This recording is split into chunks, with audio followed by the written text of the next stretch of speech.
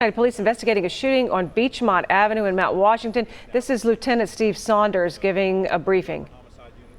Investigation section here now investigating, and I'm sure the coroner's office will be here in short order as well. So right now this apartment complex is locked down as a crime scene.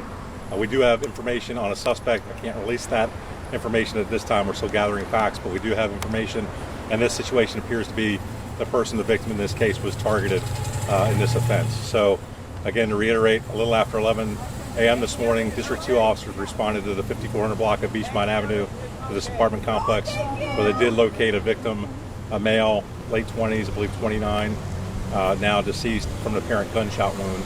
And that's all I have for you at this time. We would ask anybody that has any information at all to call Crime Stoppers 352-3040. That's always helpful, even if someone saw something in the area around that time, maybe a license plate, a vehicle description, that they might know more information about this that I have for you that they can share with us for our investigation. But I'll try and answer any questions I have, and I can just give you what I know for right now. What was the original call out from the two officers? I believe it was a shooting, a report of a shooting.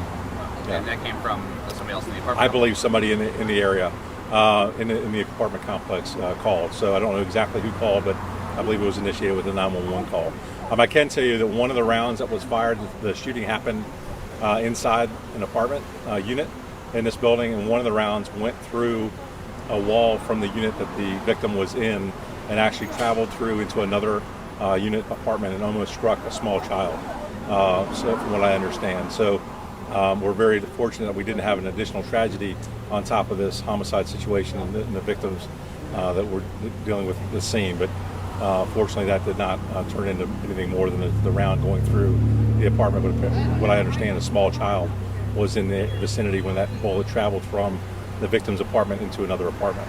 Again, we have more information. We'll update it for you all on our Twitter page at Cincy PD.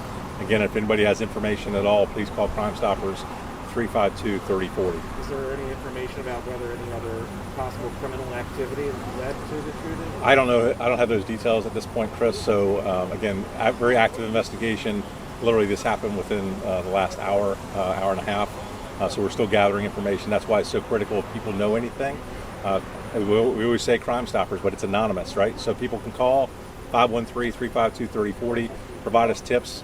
We can compensate you if the tip leads to the apprehension of someone and leads to their arrest for this offense. So again, we do have some information about a suspect that we believe a person of interest involved in this, and we're gathering that information as we speak. So unless there's any other questions, I'll wrap it up. Were there any other weapons found in the apartment? I don't know that. Yeah, I'm not sure if anything was located there other than I think a shell casing or two that were maybe located at the scene, but I'm not aware of any weapons being found.